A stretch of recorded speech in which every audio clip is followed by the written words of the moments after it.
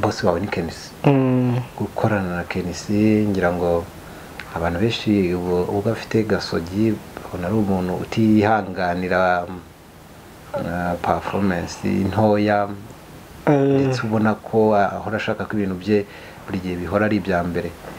Gukorana na KNC abantu bashobora kuba batekereza ko ari ibintu bitoroshye, murakorana bihagaze gute?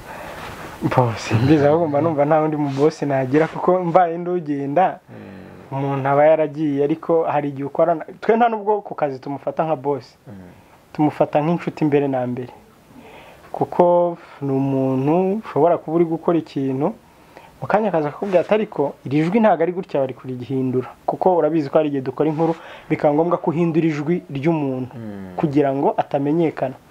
Kaza akakubwira ati ariko iri jwi ntago ari gutya bari kurihindura, ahubwo agomba kurihindura gutyo. Urumva niba ari boss yakaba yicaye muri office ahubwo arimo agenzura ibindi. No kuba rero ubona wa mu boss umanuka akaza kegera umukozi akakwerekera n'akazi uburyo ubundi abandi ba boss yanigeza ko gatari ko nkawe naguhaye akazi ngo ngenzana nakwigisha wenda n'urugero, ariko we faraza rimwe na rimwe mwaba muri ku meza murimo mufata icyo kurya cya saa sita akaza akaba yicaye ngaho mutera story kavuga ati nanjye reka ngure nibyi yaragura nibyo, ariko nanone akaba wa muntu nyine ko kushaka ko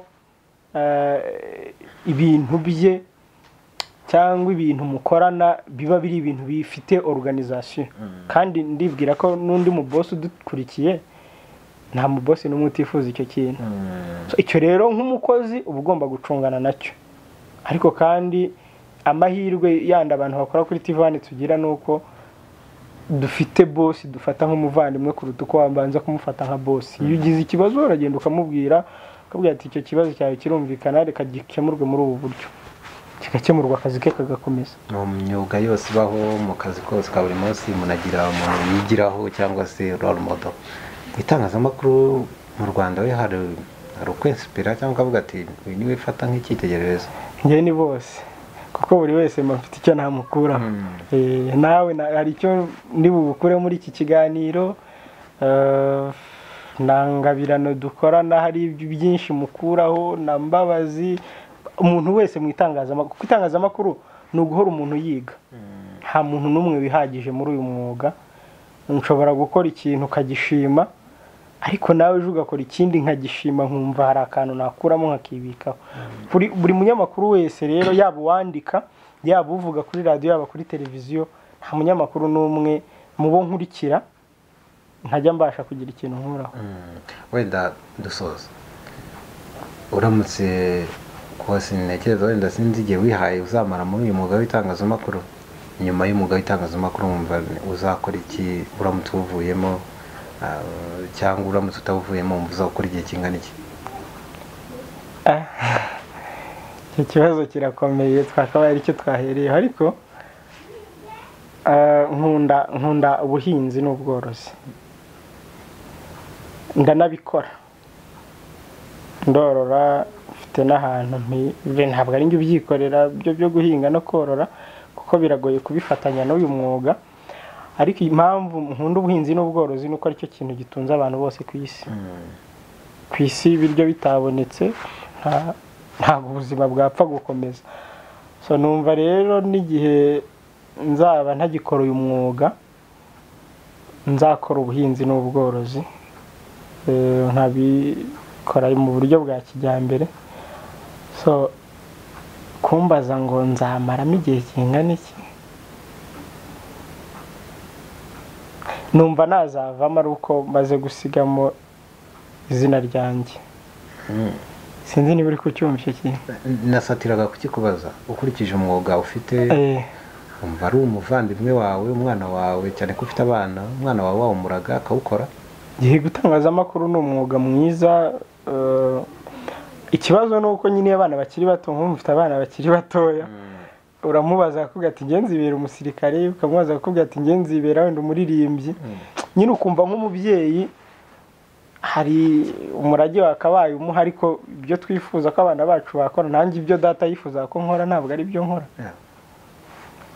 Mba numva nanjye hari kuko nk'iyo bari hano mu rugo bakabona ndi kuri machine ndi kweditinga, hari nk'umbwira ati ngiye ntago ndi buva utarangije kweditinga, tukaba twaryama dutinze kuko arimo arareba ko ndi kweditinga, nkabona arabikunze ariko namubaza akambwira ati ngiye nzibera umusirikare, akambwira gutyo. Mba numva rero itangazamakuru ni umwuga mwiza, aho ubera mwiza kuri nge nuko ari umwuga ushobora kuzana impinduka muri sosiyete iyo ari yo yose, kandi sosiyete iyo ari yo yose iba ikeneye impinduka z'uburyo ibintu bikorwa. So rero mba numva nk'umuntu ushobora kugira uruhare mu guhindura sosiyete, mba numva nanjye mu gihe nzaba ntacyurimo nifuza ko hari uwanjye waba urimo, kugira ngo iyi si wa mugani tuzayisigare nziza kuruta uko twayisanze. Nirinze kukubaza cyane ku muryango wawe, ariko nakozaho akabazo kamwe. Kuba abana, kuba ufite umugore, wigeze kubikomoza uravuga ati ufite umugore umwe, abanza ari n'abagira benshi. Niki wishimira iki kuba kugeza ubu ku myaka wenda tutamenye uri umupapa wubatse ufite n'abana, madamu mukabana gute? Niki kigutera ishema ko uri kumwe n'umugore witwa papa? Mbere na mbere n'ibyo ngibyo uvuze biteye ishema kwitwa papa. Kuko buri wese yabyara, yatera inda yabyara, ariko buri wese ntabwo yarera. So kuba rero ndera abana banjye ndi kumwe na mama wabo, mbere na mbere ni ishema kwitwa papa. Si umugabo iyo utagifite umugore, iyo ufite umugore wenda mubana mu nzu uba uri umugabo, sibyo? Iyo umugore mutakibana wenda yarasohotse yaragiye cyangwa mwaratandukanye, ubu usigaye witwa nde? Niyo kubaza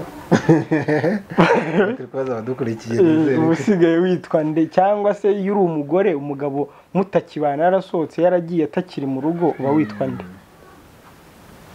So icyo rero nge nishimira muri famiye nuko Imana ikomeza kutwagura, yaba mu mibanire, yaba mu iyobokamana, yaba mu mitekerereze, yaba mu kurera abana. Burakorera abana ni inshingano ikomeye cyane Imana yahaye ababyeyi. Ni nayo inshingano ahari, kuko umubyeyi ku isi abahagarariye Imana. Ni wowe uzaha umwana imico mbonera ishobora kuzamugira umuntu muzima cyangwa se akangirika. Uretse ko tutanirengagije ko hari n'abana batagira amahirwe yo kuba bafite ababyeyi, ariko abo ngabo nabo Imana ibizi uko bazabaho. So rero ngiye cyo nishimira nuko umuryango wacu ukiri hamwe, kandi ukaba ari umuryango wemera Imana. Ikindi ukaba ari umuryango ushobora gufatirwaho wenda icyitegererezo na bamwe, kuko niba madamu mwamubonye aracyari muto nawe, ariko ubundi abantu bakiri batoya bahura n'ibigeragezo byinshi mu rugo. Rero y'imyaka ubonye 5 yihiritse mubana n'umugore, kabona 10 irageze 20 irageze, haba hari icyizere cy'uko ejo cyangwa ejo bundi namwe muzashyingira muri kumwe, muzabona abuzukuru, muzabona abuzukuruza. Abadukurikiye barashaka umusozo w'iki kiganiro, Kalinijaabo yanga iki muri kamere? Nanga umuntu urenganya undi, icyo kintu nanga. Ngo bivuga ko ukunda utarenganya undi cyangwa biratandukanye? Gukunda, nkunda abantu bagira umutima wa kimuntu. Buriya kuba twese twitwa abantu ntago ariko tugira ubumuntu. Kwitwa umuntu no kugira ubumuntu ni ibintu bibiri bitandukanye. So rero nkunda abantu bafite umutima wa kimuntu. Kalinijaabo, duhaye umwanya wawe mwinshi cyane n'igihe cyawe, ari bigomwe byinshi. Turashaka kugushimira kandi twizere ko n'undi munsi nyaboneka tuzaza gusura. Urabizi ko ufite n'umwana ufite impano, tuzaza kumusura nyaboneka nawe uzamutwima. Ni karibu rwose, tubahaye ikaze mu muryango wa Kalinijaabo n'ikindi gihe mwakwifuza. Tushimire cyane. Murakoze namwe. Tubashimire cyane namwe mwari mudukurikiye. Murabibonye ko Jean Dodier Kalinijaabo birenze kuba umunyamakuru w'umwaka ni umuntu wicisha bugufi kemera mukaganira akaguha isaha imwe abiri buriya n'ibindi tutaberetse twamanje turarya turananywa kugira ngo tumaze kuganira neza. Rero twizere ko iki kiganiro disi mwagikurikiye neza kandi byinshi mwamwibazagaho hari ibyo wenda tutagiye dukomozaho ari nk'ibyo washakaga kubaza ariko nibura twanyuze mu nguni zose z'ibyo akunda ibyo yanga mwuga we challenge yahuye nazo. Hari abantu benshi bahita bumvutanya namwe kwibaza ibibazo ese kubaza perezida nanjye narakibazaga kera ntaraba umunyamakuru ariko uko yagishubije nanjye niko nagisubiza no mu buzima busanzwe no kubaza undi muntu wari we wese ngira ngo ufite ibimenyetso cyangwa se bihamya birakorohera. Nitwa Didas Nyibizi. Keep watching, keep subscribing. Umuntu wese urebye iyi video twifuza ko wakanda subscribe kugira ngo zizageze kugeraho mu buryo bwihuse. Ikindi niba ushaka kugira umuntu tuzaganira nawe jya muri comment umwandike kugira ngo mu bihe bizaza nawe tuzagutumikire. Bye bye, Imana ibahe umugisha. Utarakanda subscribe kanda ku kamenyetso k'umutuku kanditseho subscribe kugira ngo uzajye ubona n'izindi video zitandukanye utasanga ahandi. Turabakunda.